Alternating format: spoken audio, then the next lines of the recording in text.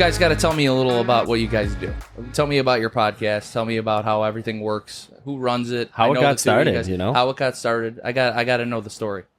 So Derek and I became friends in college, early 2010 to mid 2010. Met in college. We were both getting criminal justice degrees.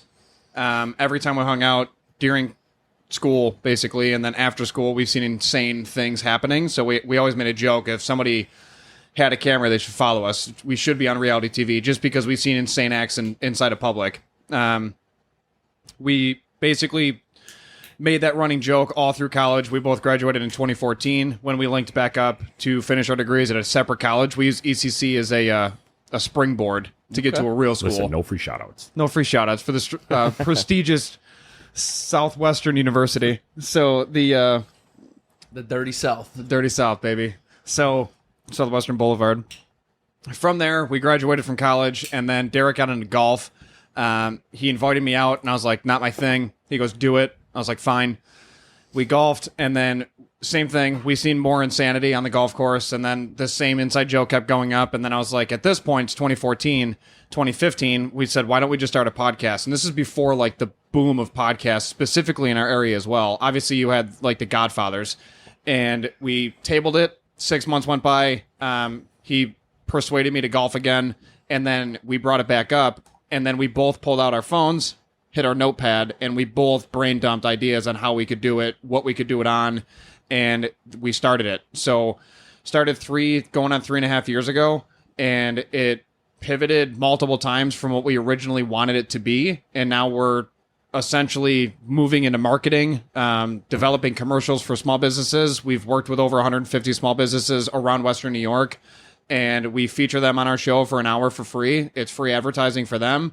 We hear about what their business is straight from the business owner's mouth, and then we post it on every major podcast platform we can. And then we started technically in 2019, just in time for the pandemic. We never stopped, and then we just kept going. So never look back. I wish we would have had something like this in 2009, like, early 2020, pandemic. Like to 2021 when things were fucking very hectic and ridiculous. Yeah. There'd be a lot more episodes. We were just playing video games. To do. Yeah, we were just playing video games. Mortal Kombat. Yeah, just hanging out in here. So this was all bare walls at that point. Mm-hmm. There was nothing on the walls. There was, no bourbon, nothing. A TV. There was. We did always have a TV though. And there was always internet and a fridge. That was it. And a propane heater. Oh, yeah. We had this propane heater that definitely would probably kill you if you left it on too long. No kidding. Like the carbon monoxide, everyone would pass out and die. What was the heater like? Was it the old school one, or was it like the Cyclone one that would just blow a flame? We got the Cyclone one, and we always burned the whole garage down. The wood in the corner at the top started like charring. I was like, oh, this is not good. Like, this is bad. Like, this is really, really bad. That joist is legitimately charred. Yeah, you see it. You can see it. Yeah. It's shot. Yeah. It's coming down. Yeah. It smelled great. Actually decorative. It's rustic. We never painted it. We should probably sister it just agree. for structural support, but we could talk about that later. Yeah. So how did you guys start? Was it just three friends that just enjoyed whiskey and cigars and said, screw it, let's just do this? I'm going to let Gio take this one away. I feel like he remembers it a little better than I do. We were pretty shit-faced. And sitting the old version of the garage, which was essentially two like lawn chairs in these exact same positioning. And I'm like, we should start a podcast. And then randomly, as we got drunker, the names started flowing.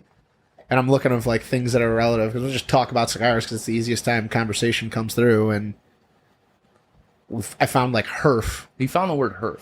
What is it? What does Herf mean? just a group of people smoking and drinking. Oh, no kidding. Oh, that's Yeah, cool. That's awesome. Just what we're doing. Yeah. So when I heard the definition of it, it's just a group of guys sitting around shooting shop and smoking premium cigars. Can you use it in a sentence for me? Yeah. You down to Herf? Love it. Question mark. I like that. That's organic. That's a plug in the show. So that's how you do it right there. That was Yeah. plugception. So how did you transition into having people on? Jerry actually met our first guest, Miguel, at Nickel City Cigars, and Miguel loved the name of the show. He liked Jerry, and he was like, yeah, I'll come down to your garage. And Miguel was our first guest, and So we ran with it. Yeah. when I met Miguel, he asked me a little about the podcast. He's like, well, what's it called? I'm like, it's called Down to Herf. He's like, I love it. Because, like, if you're a cigar industry guy, you know what a Herf is. So he's like, I love that. Why did nobody ever think of this? Like, why did no one ever use this name? He's like, I would trademark that before someone tries to steal it from you. Yeah. You know, he's like, you know, it's obviously a play on Down to Earth, but it's Down to Herf. So, yeah. I mean, the guy liked it, and then we transitioned into, I somehow convinced the second most important person in Crown Head's company to come and sit in my garage when there was like almost nothing in it, you know, and have an interview with us. I mean, it was pretty crazy. You know, he was like the second most important guy in that entire company. Damn. I don't know if you guys are familiar with Crown Heads at all. You guys smoke any Crown Heads? Crown Heads, no, but we've worked with Tommy. And Yeah, so you can get he's, that all he's there. he's Yep. a stud. So Yep. it's his network is vast, obviously. Yeah, I seen you guys did a podcast with him too. Speaking of like local small business and everything, that's pretty cool. Yeah, he's a trip.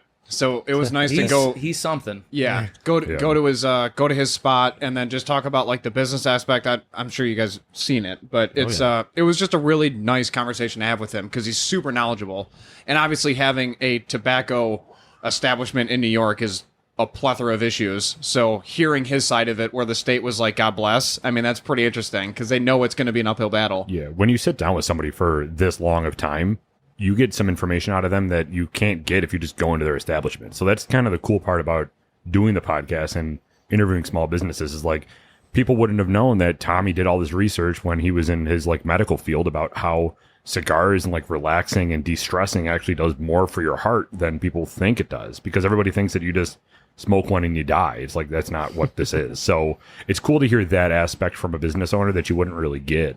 That's how my normally. wife acts. Yeah, right. He's like, oh, another cigar, huh? Just getting closer and closer to the grave. Just time is winding down on the clock. That's how she acts, man. Yeah. Does she like the smell of them or no? I don't think anybody likes the smell of them unless you smoke them. I do. Not yeah, true. yeah. My wife likes the smell, but she doesn't smoke. Really? Yeah, I So- hit a gold mine, man. When I Yeah, she's not smoking all when your I cigars. can smell so a that's plus. cigar that I'm not smoking, it smells 40 times better. Fair. I don't like if you're not smoking a cigar and you smell cigar smoke, it smells a million times better. Mm-hmm. Yeah. So that's like, you know, you're sitting on the green and your buddy's smoking a cigar. You're a golfer. You know how that is. Oh, yeah. That smells everywhere. The best.